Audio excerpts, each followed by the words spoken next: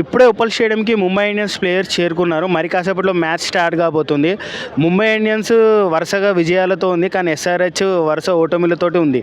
మన Mumbai Indians SRH రెండు మధ్యలో మ్యాచ్ కాసేపట్లోనే స్టార్ట్ కాబోతుంది. మనం చూస్తున్నాం ముంబై ఇండియన్స్ ప్లేయర్స్ కూడా వచ్చేస్తున్నారు. ముంబై ఇండియన్స్ ప్లేయర్స్ కూడా చేరుకున్నారు ఉప్పల్ స్టేడియంకి.